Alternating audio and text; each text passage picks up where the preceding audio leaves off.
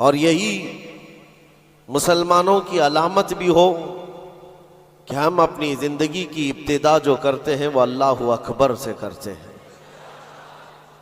आपको पता है जब हम पैदा हुए थे हमारे कानों में सबसे पहले आवाज़ क्या आई? अल्लाहु अकबर। किसी भी मौलवी साहब ने हमारे कानों में आवाज़ दी होगी, अजान तो हर बच्चे को दी जाती है। अल्लाहु अकबर से हमारी ज़िंदगी शुरू हुई है। और जब इंतकाल हो जाए, जनाजा तैयार करके लाया जाए, इमाम के सामने रखा जाए, इमाम सबसे पहले हाथ बांधते हुए क्या कहता है? अल्लाहु अकबर। यानी ज़िंदगी ख़त्म भी हो गई है, अल्लाहु अकबर। ये एक बहुत बड़ा मैसेज है कि मुसलमान जब दुनिया में आया है तो ये कहते हुए अल्लाह सबसे बड़ा है, और जाएगा भी तो ये ऐलान करते हुए कि अल्लाह सबसे बड़ा है। हमारा न्यू ईयर या फिर इस तरह के सालों का इस्तकबाल करना या इनके जाने का गम मनाना, इसकी कोई असल नहीं है। ये साल का आखिरी घंटा हम तो सिर्फ इसलिए यहाँ पर जमा है कि गैरों ने लोगों में एक अजीब मिजाज बना दिया है कि इसको सेलिब्रेट किया जाएगा। और कैसे सेलिब्रेट किया जाएगा? शराब के नशे में धुत होकर साहिल, समंदर और दीगर इलाकों पर आज पार्टियां और वहाँ पर नशे की महफिलें सजाई जाती हैं। हमने ये सोचा कि दुनिया की खुशी करने का तरीका अगर ये है तो हम साल के आखिरी घंटे को रब्बे जुल जलाल के जिक्र में क्यों न मनाएं। मेरे अजीजों, यकीन है कि अभी आधा घंटे के बाद क्या हो रहा है? 12 बजने वाले हैं। 12 बजने वाले हैं और 12 सुन्नियों के लिए तो खैर का है। इंशाअल्लाहुल अजीज इस 12 के बाद आने वाला जो साल होगा, कुफ्फार और मुशरिकीन के 12 जरूर बजाएंगे। दुआ तो करेंगे हम यही कि अगला साल जो लोग इस नशे में धुत हैं कि 2024 हमारा है, 2024 में ऐसा होगा वैसा होगा। इस 12 पर हम दुआ यही करते हैं कि मौला आज के रात के 12 के बाद उन सारे दुश्मनान इस्लाम की जिंदगी के 12 बज जाए। अल्लाह करीम वो दिन जरूर लाएगा। और मैंने एक आयत तिलावत की है आपके सामने, कुरान पाक की मशहूर सूरह है, सूरह वद्दुहा। रब तबारक व तआला कसम याद फरमा रहा है उस चाश्त के वक्त की कसम जो महबूब के चेहरे की तरह चमकता है। वल्लैलि इज़ा सजा, उस रात की सियाही की कसम जो महबूब की जुल्फों की तरह है। मा वद्दअक रब्बुका वमा क़ला, महबूब आपके रब ने ना आपको छोड़ा है और ना कुछ कम किया है। वलल आखिरतु खैरुल लका मिनल ऊला, ऐ महबूब आपकी हर आने वाली घड़ी पिछली घड़ी से बेहतर है। जब ये वादा किसका है? रब्बे जुल जलाल का। हुजूर की हर आने वाली घड़ी पिछली घड़ी से बेहतर है, तो उम्मत की भी हर आने वाली घड़ी पिछली घड़ी से बेहतर होगी। हम आने वाले साल का इस्तकबाल इसी एतबार से करेंगे कि रब ताला का वादा है कि हर आने वाली घड़ी बेहतर होगी, तो फिर इंशाअल्लाह हम ये कहेंगे 2024 हमारा है इंशाअल्लाह। बल्कि उसके बाद आने वाले साल भी हमारे हैं।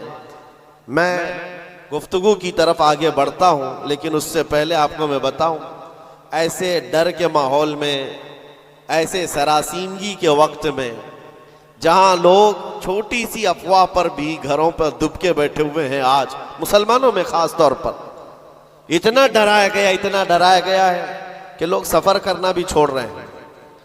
अरे नहीं, अब ऐसे हालात हो जाएंगे, हम ट्रेन का सफ़र नहीं करेंगे, फलां जगह ना जाए। इतने डर के बावजूद, डर तो तुम्हारे अंदर फैलाया गया, खौफ तुम्हारे अंदर लाया गया, लेकिन जानते हो उनके पाखंडियों की बातों को सुना कभी? ये गुफे में बैठकर ये कहते हैं कि 2029 में भारत का प्रधानमंत्री मुसलमान बन सकता है। यह हम नहीं कह रहे, और ना ही उस कुर्सी की लालच में हम दौड़े भाग रहे हैं। जिसके पास आयतल कुर्सी है उसे उस कुर्सी की हाजत नहीं। लेकिन दिलों का खौफ ये बताता है, उनका डर ये बताता है कि अगले साल आने वाले इनके लिए हो सकते हैं और मैं दुआ करता हूं अल्लाह उनका डर सही फरमा दे। अजीज़ान गिराम वक़ार, हर आने वाला दिन तुम्हारे लिए बेहतर है, लेकिन शर्त है, एक ही शर्त है, क्योंकि रब ताला ने फरमाया वला तहीनु वला तहज़नु व अंतुमुल अअलौ, घबराओ मत, बेकरार मत हो, तुम सबसे ज्यादा कामयाब रहोगे इन कुंतुम मुमिनीन। शर्त यह है कि तुम मेरे नबी की गुलामी में आ जाओ, ईमान वाले हो जाओ, तब फिर तुम्हारे लिए हर आने वाली घड़ी बेहतर है, हर आने वाली घड़ी पिछली घड़ी से बेहतर है। शर्त यह है कि ईमान की जिंदगी आ जाए तुम्हारे, और ईमान ना हो, ईमान किसे कहते हैं सबको पता है, हदीस रसूल है, मेरे आका सल्लल्लाहु अलैहि वसल्लम ने फरमाया ला युमिनु अहदुकुम हत्ता अकूना अहब्बा इलैहि मिन वालिदिही व वलदिही वन नासी अजमाइन। तुम में से उस वक्त तक कोई मोमिन नहीं हो सकता कामिल जब तक कि वो अपने माँ बाप, औलाद और सारी दुनिया से ज्यादा मुझसे मोहब्बत ना करे। दूसरी हदीस है ला युमिनु अहदुकुम हत्ता यकूना हवाहु तबअन लिमा जिअतु बिही। हुजूर पाक सल्लल्लाहु अलैहि वसल्लम फरमाते हैं तुम में से उस वक्त तक कोई कामिल मोमिन नहीं हो सकता जब तक कि वो अपनी ख्वाहिशात को मेरी मर्जी के मुताबिक ना बनाए। हुजूर की मर्जी के मुताबिक जब तक तुम अपनी ख्वाहिशात नहीं बनाओगे मोमिन नहीं हो सकते, और मोमिन कामिल नहीं होगे तो फिर मदद भी नहीं है। मैं उस मोमिन की बात कर रहा हूं जिसको कुरान कहता है कभी कद अफलहल मुमिनून, ईमान वाले कामयाब हो चुके। कौन से ईमान वाले? ईमान की शर्त अव्वल है हुजूर के लिए बे इंतहा मोहब्बत करना, शर्त अव्वल है। अब आइए हम आज की इस रात में तज़किरा उन लोगों का करें जिनका जिक्र हमारे ईमान की जिला का सबब है। वो दीवान गाने इश्क रसूल जिन्होंने अपनी जिंदगियां हुजूर के कदमों में निछावर कर दी। मैंने आज ये सोचा कि उनकी बारगाहों में खिराज अकीदत पेश करते हुए जवानों के लिए मिसाल रखो।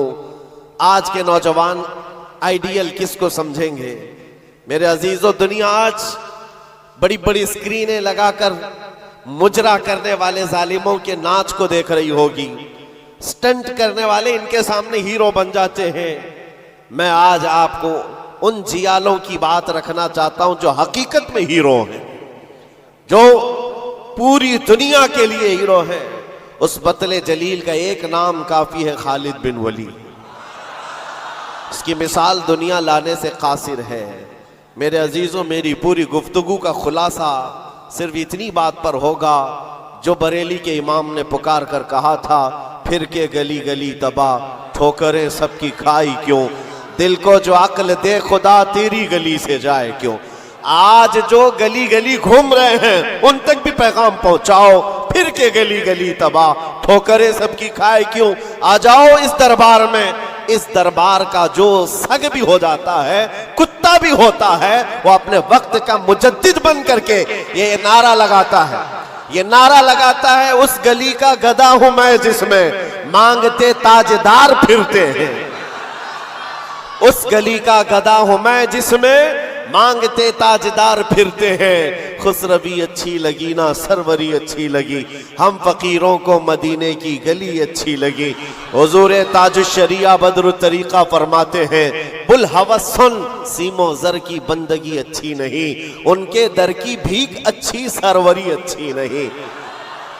जो पिया को भाए अख्तर वो सुहाना राग है। ये ताजुश्शरिया फरमाते हैं, जो पिया को भाए अख्तर वो सुहाना राग है। क्या मतलब है? जो मुस्तफा को पसंद आए वही असल राग है, वही बात अच्छी है। जो पिया को भाए अख्तर वो सुहाना राग है, जिससे नाखुश हो पिया वो रागनी अच्छी नहीं। जिससे नाखुश हो पिया वो रागनी अच्छी नहीं। पिया हुजूर के बारगाह में इस्तिआरतन कहा गया है। हुजूर को जो चीज ना पसंद है वो हमारे लिए अच्छी है ही नहीं। यही तो बरेली का मिजाज है। कहते हैं ना ताजुश्शरिया रहमतुल्लाह ताला अलैह कि नबी से हो जो बेगाना उसे दिल से जुदा कर दे, पिदर मादर बिरादर जानो माल उन पर फिदा कर दे। ये सारे अशार का लुब्बे लुबाब खुलासा क्या है? उसका खुलासा यही है जो सहाबा का नारा था, हो ना ये फूल तो बुलबुल का तरन्नुम भी ना हो, चमने दहर में कलियों का तबस्सुम भी ना हो, हो ना ये साकी तो मैं भी ना हो, खुम भी ना हो, बस में तौहीद दुनिया में ना हो, तुम भी ना हो। खीमे अफलाक का इस्तादा उसी नाम से है, नबज़ हस्ती तपश आमादा उसी नाम से है। दश्त में दामन कोहसार में मैदान में है, बहर में मौज की आगोश में तूफान में है। चीन के शहर मराकश के बयाबान में है, वही नाम पोशीदा हर मुसलमान के ईमान में है। और वो जो न हो तो और वो जो न थे तो। ये सारे अशार के बाद अब आओ मैं गुफ्तगू को आगे बढ़ाता हूं। इसी बात पर तवज्जो रखना, फिर के गली गली तबाह ठोकरें सबकी। अगर किसी को ठोकर लगी है तो वो दिल पर हाथ रखकर आ जाए। आज मैं उन जियालों की तरफ चलता हूं। यमन का एक कबीला बनु असद एक कबीला है, जिसमें रहने वाले एक शख्स है हारिसा, और उनकी बीवी, छोटा सा एक कुंबा, छोटा सा एक खानदान, 3 बच्चे थे। हारिसा और उनकी बीवी और 3 बच्चे। ये यमन का रहने वाला एक कबीला है। औरत अपने तीनों बच्चों को लेकर मैके जा रही थी, और बड़ा बेटा जो उस वक्त उम्र का 8 साल का था, जैद नाम था। काफिले पर अचानक डाकुओं का हमला हुआ और माल लूट लिया गया, और साथ ही डाकुओं ने ये जैद नामी छोटे से बच्चे को, 8 साल के बच्चे को भी गिरफ्तार कर लिया। एक माँ का कलेजा दहल गया कि मेरे 8 साला बच्चे को मुझसे छीना गया। बाकी 2 बच्चे तो साथ थे।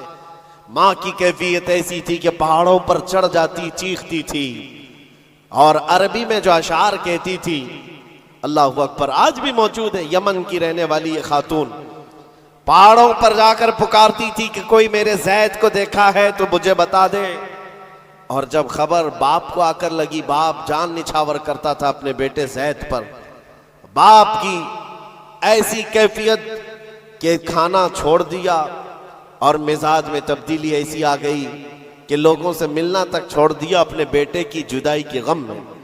यमन वाले कहते थे कि हारिसा का बेटा जो गुम हुआ, यूसुफ गुमगश्ता है, यानी एक दूसरा यूसुफ है। जैसे हजरत याकूब अलैहिस्सलाम के बेटे यूसुफ की अलैहिस्सलाम की दूरी हुई थी तो आपने गम किया था, हारिसा ने अपने बेटे जैद की जुदाई में बहुत रोया। और वो अशार जो अरबी में लिखे जाते थे, यमन में जब वो अशार पढ़ते तो अपने जो दुश्मन होते वो भी रो पड़ते थे। बाप की जुदाई के गम के अशार लोगों को रुलाते थे। जमाना गुजर गया। अब डाकुओं ने उस जैद का किया क्या था, कुछ साल अपने पास रखा, और उकास के मेले में, मक्का के करीब एक मेला लगता था, और उस मेले में लाकर जैद को गुलाम बनाकर बेच दिया। जब बेचा तो ये जैद गुलाम बनकर के किसके हवाले आया, खदीजा बिन्त खुवैलिद, उम्मुल मोमिनीन हजरत खदीजा रज़ियल्लाहु ताला अन्हा के घर हजरत हकीम बिन हिजाम के जरिए से। जब ये गुलाम हजरत खदीजा के घर आया तो उस वक्त 15-16 साल की उम्र थी। पहली नजर मुस्तफ़ा करीम की पड़ी थी। रसूल रहमत सल्लल्लाहु ताला अलैहि वसल्लम ने हजरत खदीजा के घर इस नौजवान को देखा। अदब में कामिल था, गुफ्तगू के सलीके अच्छे थे, लोगों से मुलाकात के तौर तरीके बताते, बड़ा खानदानी आदमी। जब ये पहली नजर मेरे मुस्तफ़ा करीम सल्लल्लाहु अलैहि वसल्लम की पड़ी तो उम्मुल मोमिनीन खदीजा से कहा, मेरे आका ने अगर आप बेहतर समझें तो ये गुलाम मेरे हवाले कर दें। क्या किस्मत है जिसको खुद रसूलुल्लाह खरीदी। जैद को खरीद लिया, बल्कि तोहफतन हुजूर को दे दिया गया। गुलामी का दौर है। जैद यही वो हारिसा के बेटे हैं, नबी मुकर्रम सल्लल्लाहु ताला अलैहि वसल्लम के हवाले आ गए। दिन रात मुस्तफ़ा करीम के साथ गुजर रहे हैं। तरबियत भी किसी ने, सरवरे अंबिया ने की, और नौजवान के तौर तरीके ऐसे। मेरे अजीज़ों, आपको पता है ये वो जैद है जिसके बारे में मैं आपको बताऊं। हुजूर पाक सल्लल्लाहु ताला अलैहि वसल्लम के चंद दिनों के बाद मक्का में मशहूर हो गए, मोहम्मद सल्लल्लाहु ताला अलैहि वसल्लम का अगर कोई महबूब है तो वो जैद है। हजरत अबू बकर सिद्दीक रज़ियल्लाहु ताला अन्हु भी इस बारे में फरमाते, कि जैद को जो कराबत थी उस पर मुझे रश्क था हुजूर अकरम सल्लल्लाहु अलैहि वसल्लम का। अब जमाना बीतता गया, जैद के घर छूटे, खानदान छूटा, माँ छूटी, बाप छूटे, गुलामी का दौर चल रहा है। एक बार हज के लिए एक कबीला यमन से आया हुआ था और यमन वाले हज करने के बाद वो अशार सुना रहे थे जो हारिसा जैद के बाप ने लिखे थे अशार, और रुला रहे थे। वहां जब ये कबीला यमन के वो अशार पढ़ करके सुना रहा था, यही जैद वहां से गुजर रहे थे। यमन वालों ने देखा, पहली नजर में पहचान लिया, ये वो जैद है जिसका बाप पूरे यमन को रुलाता है इसकी जुदाई में। ये मक्का हरम काबा के पास क्या कर रहा है? लोगों से पूछा कौन है, लोगों से पूछ करके जैद को बुलाया गया। पूछा तुम्हारा नाम का? जैद। बाप का नाम हारिसा। लोगों ने कहा तुझे पता भी है तेरी माँ का क्या हाल है, तेरे बाप का क्या हाल है? तेरी माँ रोज पहाड़ों पर चढ़ जाती है, आसमान को पुकारती है कि आसमान बता मेरा जैद जिंदा है तो मैं जीने की तमन्ना रखूं। बाप तेरा अशार लिख करके यमन को रुलाता है। जैद ने कहा कि हो सकता है, लेकिन जाओ, अगर मेरे माँ बाप इस गम में रोते हैं तो उनको मेरा सलाम कहना और यूं कहना कि उन्हें गुमगुश्ता ऊंट की तरह मुझे तलाश ना करे, इसलिए कि उनका जैद उनकी गोद से कई बेहतर गोद में है। यमन वालों को यह जवाब देकर भेज दिया, गुमशुदा कोई बच्चा अपने माँ बाप की खबर पाले तो क्या होना चाहिए, लेकिन यहाँ कैफियत बदली हुई है, यहाँ कैफियत बदली हुई है। हुजूर पाक सल्लल्लाहु ताला अलैहि वसल्लम की इस गुलामी में दिन रात गुजरते रहे, शब और रोज गुजरते रहे। मेरे अजीजों, जिसको हो दर्द का मजा नाज़े दवा उठाए। आपको मैं बताऊं, ये कबीला यमन का गया और जा करके जैद के माँ बाप से कहा, हारिसा और उनकी माँ से कहा, तुम्हारा गुमशुदा बच्चा मिल गया, हरम काबा में हमने उसको देखा है और सुना है मोहम्मद नामी अरब के एक मशहूर शख्स की गुलामी में है और उनकी सखावत भी, दरिया दिली भी, रहम दिली भी मशहूर है। माँ और बाप ने खबर पाते ही महीनों का सफर दिनों में तय कर लिया। दौड़ते भागते मक्का पहुंचाए और जैसे पहुंचे पूछा कहाँ रहते हैं मोहम्मद सल्लल्लाहु अलैहि वसल्लम। हुजूर पाक सल्लल्लाहु अलैहि वसल्लम हरम काबा के पास ही उनको मिल गए। माँ इतना रोई, बाप इतना रोए, हुजूर पाक सल्लल्लाहु अलैहि वसल्लम को उन पर तरस आ गया। पूछा क्या बात है? कहा हमारा बच्चा गुम हुआ था, सालों बीत गए, अब तक हमने खाने का मजा नहीं चखा और हम सब की जिंदगी ऐसी वीरान सी लगती है कि उसके बगैर जिंदगी में अंधेरा है। पूछा हुजूर ने कौन है तुम्हारा बच्चा?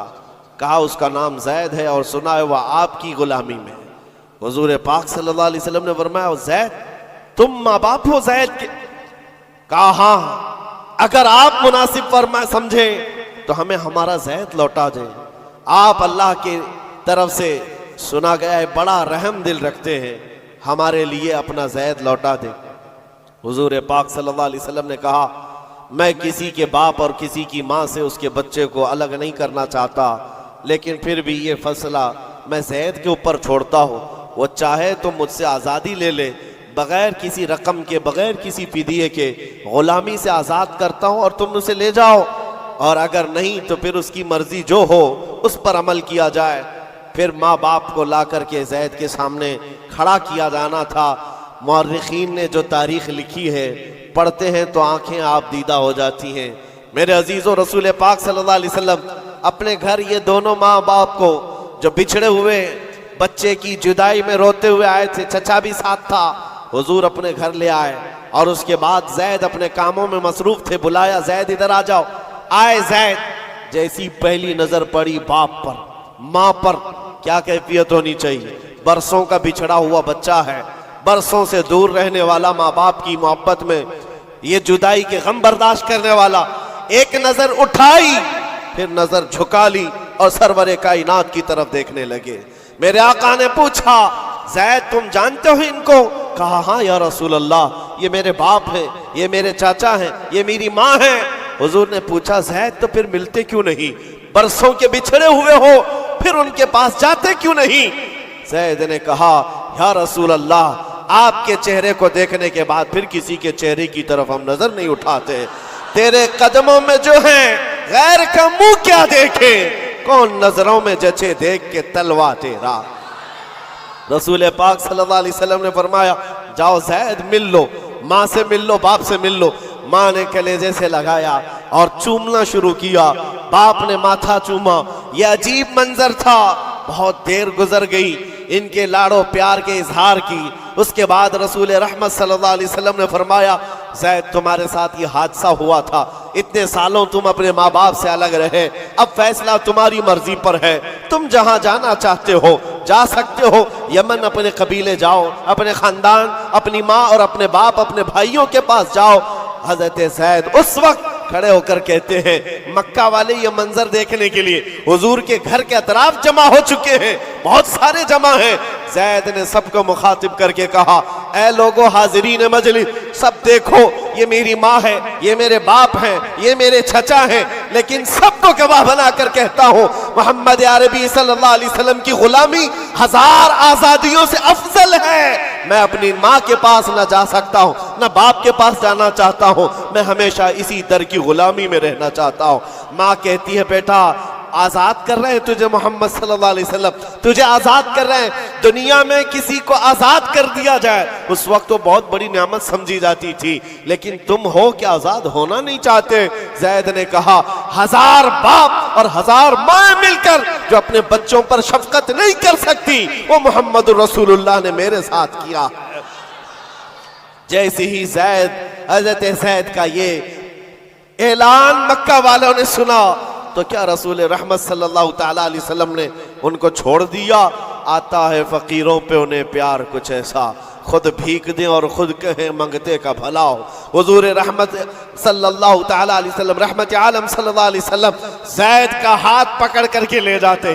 कहाँ लेकर के आए? हरम काबा के पास आए, पूरे मक्का वालों को मुखातिब करके कहा, ऐ मक्का वालों गवाह रहना, मैंने ज़ैद को गुलामी से आजाद किया और आज के बाद से ये मेरा वारिस है और मैं इसका वारिस। मक्का में ये बात मशहूर हो गई। क्या?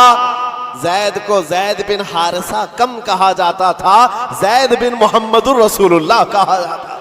मोहम्मदुर रसूलुल्लाह का बेटा ज़ैद मेरे अजीजों जो इस दरबार में आया है, जाहिर सी बात है ये वो मजा है जिसको चखने के बाद ही बरेली के इमाम ने कहा था, फिर के गली गली तबाह, ठोकरें सबकी खाई क्यों, दिल को जो अक्ल दे खुदा तेरी गली से जाए।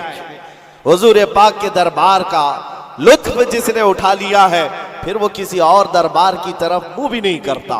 हुजूर अकरम सल्लल्लाहु ताला अलैहि वसल्लम की बारगाह की लज्जत जिसे हासिल है वो आज के हैप्पी न्यू ईयर के जलसों में या वहां के तमाशाओं में शिरकत करेगा? हरगिज नहीं हो सकता, हरगिज नहीं। वो आंख उन तमाशाओं को नहीं देख सकती जो जलवा रसूल देखने के लिए बेताब। आज की रात मेरे अजीजों ये लिखा जाएगा, तुम्हारे नामा अमाल में तो ये लिखा ही जा रहा है। दुनिया के जो जो हालात अभी चल रहे हैं वो भी लिखा जा रहा होगा कि लोग साल का आखिर हिस्सा किस तरह से गुजारते हैं, नए साल की इब्तिदा और उसका इस्तकबाल किस तरह करते हैं। दुनिया वाले ऐश में धुत होकर, नशे में धुत होकर के करते हैं, मगर मुसलमान नबी पाक के कदमों में ही कामयाबी समझता है। आओ हुजूर रहमत आलम सल्लल्लाहु ताला अलैहि वसल्लम के उस दरबार की लज्जत में देना चाहता हूँ। इसीलिए इस बात पर मैं बार बार तवज्जो दे रहा हूँ, फिर के गली गली तबाह, ठोकरें सबकी खाई क्यों। कब तक ठोकरें खाओगे ऐ नौजवानों? कब तक उसकी गली में इसकी गली में कहां कहां मांगोगे, कहां कहां किससे किससे बात करोगे? एक गली की तरफ आ जाओ जो हर गली से आजाद करती है। दूसरों के मंगता बनने से बेहतर है आमीना के लाल के मंगता बन जाए। उस नबी पाक की गुलामी जो 1000 आजादियों से अफजल है। सैयदना बिलाल हबशी रदी अल्लाह ताला, वो जानिसारे रसूल, दामने रसूल में जैसी आ गया। जानते हो हजरत बिलाल हबशी रदियल्लाहु ताला कई सालों तक जख्म उठाए और बच्चा बच्चा उनके मुतालिक जानता है। मक्का की गलियों में उनके पैरों में रस्सी बांधकर औबाश लोगों के हाथ में दिया जाता और वो बदमाश लड़के आपको मक्का की गलियों में रस्सी में पाँव में रस्सी बांध कर खींचा करते थे। उनकी जिस्म पर, उनकी पीठ पर गरम सिल रखा जाना, दहकते हुए अंगारों में उनको सुलाया जाना, ये सब रिवायतें पता है आप बिलाल हबशी को। लेकिन जो मैं बात कहने जा रहा हूँ, जमाना बीत गया, आप तो हुजूर पाक की गुलामी में आए और हुजूर पाक सल्लल्लाहु अलैहि वसल्लम की वफात के बाद सिद्दीक अकबर का जमाना आया, हजरत उमर का जमाना।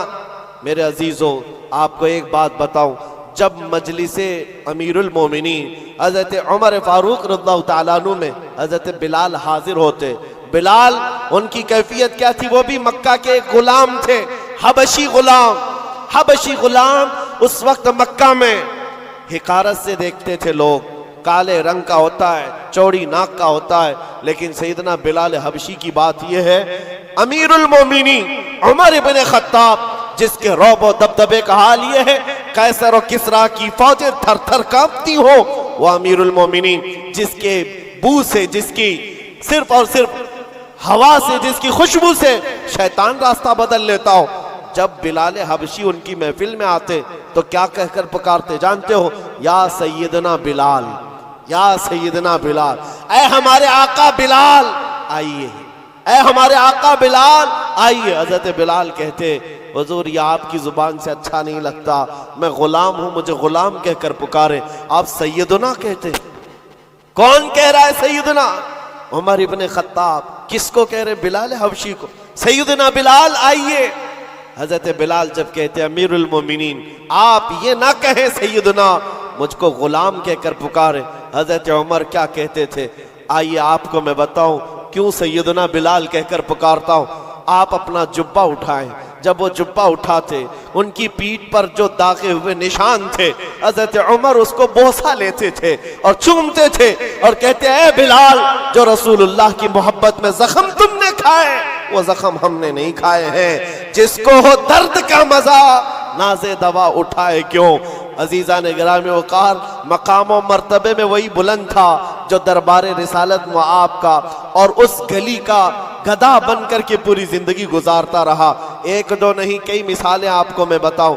एक साहबी हैं मुसअब बिन उमैर, ये रसूल पाक सल्लल्लाहु ताला अलैहि वसल्लम के एम्बेसडर कहलाते थे, तर्जुमाने रसूल थे, सफीर रसूल थे। इनकी कैफियत क्या है, अल्लाहु अकबर। तारीख में लिखा है, ये 27 साल के कड़ियल जवान और मक्का में ऐसे लिबास पहनते थे कि रेशम का लिबास, इनका लिबास मशहूर था। और मक्का की गलियों में जब घूमते थे, इनका इतर जो लगाते, पूरी गलियों में खुशबू आती। महंगा लिबास पहनते, महंगा अतर इस्तेमाल करते। दामने मुस्तफ़ा से जब वाबस्ता हुए, ये मुसअब बिन उमैर, उनकी माँ भी काफिरा है, बाप भी काफिर है और सख्त तरीन दुश्मनाने रसूल हैं। शुरू में आपने अपना इस्लाम छुपाए रखा। चंद दिनों के बाद एक दिन उस्मान बिन तलहा ने देख लिया, जो कलील बरदार काबा थे, जाकर इनकी माँ से कहा, तू क्या घर पर बैठी रहती है, तेरा बेटा तो मोहम्मद के दीन को इख्तियार कर चुका है। माँ को इतना बुरा लगा ये जुमला। जब मुसअब बिन उमैर आए तो उनसे पूछा कि क्या तुमने मोहम्मद अरबी का दीन कबूल कर लिया है? आपने बरजस्ता कहा, हाँ, उस रसूल पाक सल्लल्लाहु अलैहि वसल्लम के दीन में दाखिल हुआ जो बंदों की इबादत से निकाल कर खालिक की इबादत की तरफ ले जाता है। आपका ये जुमला माँ बाप को शाक गुजरा, मारना शुरू किया, इतना मारा जख्मी कर दिया। उसके बाद मुसअब बिन उमैर घर से निकले, रोज मार खाते थे, रोज अपनी माँ से भी और अपने बाप से भी कोड़े भी खाते थे। दरबारे रसूल में जब आते तो जख्मी हालत में आते, कपड़े भी उनके जख्मों से फटे हुए होते। हुजूर पाक सल्लल्लाहु अलैहि वसल्लम ने फरमाया, मुसअब तुम यहाँ से हबशा चले जाओ, हबशा हिजरत करके चले जाओ। माँ बाप वतन सब छोड़कर हबशा की तरफ चले गए। चंद महीने वहां रुके, वापस आए, फिर दोबारा हबशा की हिजरत किया। नबी करीम सल्लल्लाहु ताला अलैहि वसल्लम का ये जानिसार हिजरत पर हिजरत करता रहा।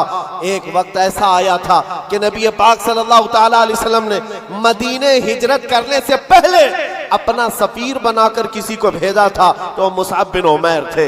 मदीने आए थे, गली गली में जाते थे, घर घर को खटखटाते थे।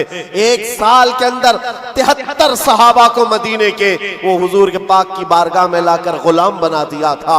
नबी पाक सल्लल्लाहु तआला अलैहि वसल्लम के दरबार के ऐसे गुलाम बनाए, आम लोग नहीं है। साद बिन उबादा, साद बिन मुआज, ये अंसार कबीलों के सरदारों को इस्लाम पहुंचाने वाला वो कड़ियल जवान। मैं बात किस लिए कर रहा हूं, सुनो जरा, जिंदगी थोड़ी सी मुझे बतानी जरूरी है।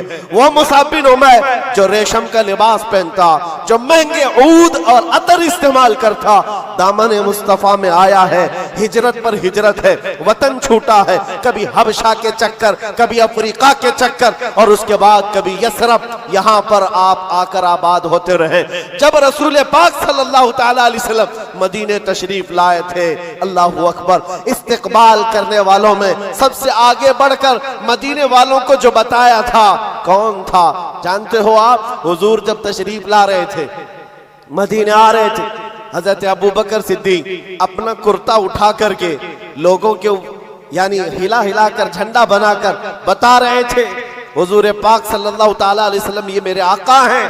मुसअब बिन उमैर ने मदीने वालों को दूर से देख करके बताया था कि जो कपड़ा हिला रहा है वो रसूलुल्लाह का गुलाम खास है, और जो चमकदार चेहरा मदीने में तुलू हो रहा है वो मोहम्मद रसूलुल्लाह का है। मुसअब बिन उमैर ये मदीने तैयबा में सफीर इस्लाम है, सफीर रसूल है। थोड़े दिनों की बात है मेरे अजीजों, जैसे ही हुजूर तशरीफ लाए, जानते हो हुजूर के पास जिस वक्त वो आए थे मदीने में, मेरे आका सल्लल्लाहु अलैहि वसल्लम की आंखों में आंसू आ गए मुसअब बिन उमैर को देखकर। किस वजह से? सहाबा कहते हैं मुसअब बिन उमैर के पूरे जिस्म में पहनने के लिए कोई कपड़ा नहीं था, एक बकरी की खाल को लपेट करके उस पर कांटे लगा लिए थे, बकरी की खाल, और जगह जगह से वो भी फटी हुई है। वो पहन करके हुजूर के बारगाह में आए। मेरे आका सल्लल्लाहु अलैहि वसल्लम उन्हें देखकर रो पड़े। लोगों से कहा, जानते हो ये मेरा मुसअब, ये मक्का की गलियों में जब चलता था, इसके अतर की खुशबू पूरी गलियों में होती, सबसे महंगा लिबास पहनता, रेशम का लिबास पहनने वाला मुसअब बिन उमैर आज बकरी की एक खाल में अपना जिस्म छुपा रहा है। अजीजान गिरामी वकार, सारी ऐश की जिंदगी तर्क किया था सिर्फ इसी गली के लिए। फिर के गली गली तबाह, ठोकरें सबकी खाई क्यों, दिल को जो अक्ल दे खुदा, तेरी गली से जाए